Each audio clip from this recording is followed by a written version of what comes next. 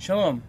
My name is Uri Pilichowski, and I'm a rabbi and a teacher at the Hillel Community School in North Miami Beach. Although I teach in North Miami Beach every single day, I do so virtually, online, through Skype, because I live here in Israel. It's a blessing to live here, and Israel is normally a calm and peaceful place where everybody is smiling and happy to be here. Unfortunately, that calm and that peace has been shattered these past couple of weeks.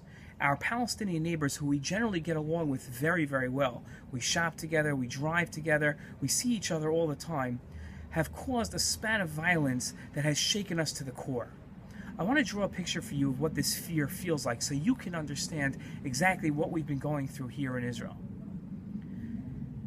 In past times of violence, we've had rockets fired at us, schools shot up, buses blown up, but in all of those cases there was generally a warning beforehand. Sirens would go off and tell us to take cover. We'd have between 15 and 90 seconds to take cover. It was a time of war, so we understood where we were standing. That's different this time. This time there are no sirens. There are no warnings. You could be standing at a bus stop and the person standing next to you can take out a knife and stab you from behind and you'll have no idea. Your kids could be on their way to school and their buses will get stoned. And when we talk about stoned and rocks being thrown at them, we're not talking about little rocks the size of baseballs. We're talking about massive boulders the weight of 25 to 30 pounds that come crashing through your windshield and can kill you. The sense of fear is palpable on the streets. People are scared to leave their homes. People check their backs at all times. They stay away from the people next to them, not knowing who they are and what they might do to them. I want to tell you about a story that happened to my family this Sunday that will give you a sense of what the average family is going through. This Sunday, we were blessed to have the first great-grandchild of my in-laws born. His bris was Sunday morning, and his bris was going to be held in a little town called Nof Ayalon in the center of the country. This is Israel, safe and quiet place, and Nof Ayalon is a wonderful small community where Rabbi Spodek from Hillel studied for 8 years in a yeshiva called Shalavim. It's a 45-minute drive from my home on Mitzvah Yericho, which overlooks the biblical town of Yericho, now controlled by the Palestinians. That morning, we weren't the only ones that left our house in our neighborhood early in the morning. A woman out of Yericho drove her car with 4 massive balloons of gas that go attached to a barbecue.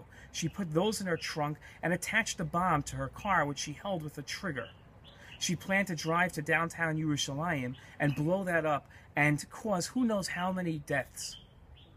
It was rush hour this early in the morning. We were on the road and she was on the road. A conscientious police officer noticed that she was driving erratically and pulled her over. Realizing that her gig was up, she blew herself up right then and there, injuring the police officer and herself. Thank God no more lives were harmed. And as we drove by the wreckage of this suicide bomber and realized just how lucky we were to be saved, we entered onto a different highway called the 443, a highway designed to be sort of an express route around Yerushalayim to get you to the center of Israel without having to go through Yerushalayim traffic. It was then that Palestinians on this road started throwing rocks at us and boulders about this big. Thank God we weren't injured and no one else was that day. But it gives you a sense of the danger going from place to place, not knowing what's going to happen next. That's the fear that we have. That same day I drove my daughters to school. My daughters also board in the middle of Israel in a town called Kfar Saba. On the road up, we passed many Palestinian towns. And we passed many Palestinian cars, and I've never felt so scared in my life. I pass these cars every day, and I pass these towns frequently.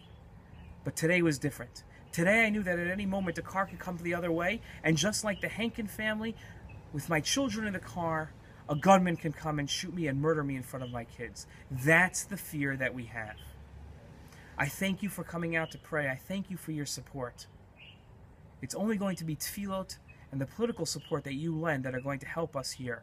And I thank you for taking the time, the energy, and the efforts to help us. It is so necessary at this time. May we be blessed with peace in Israel and throughout the world. Shalom.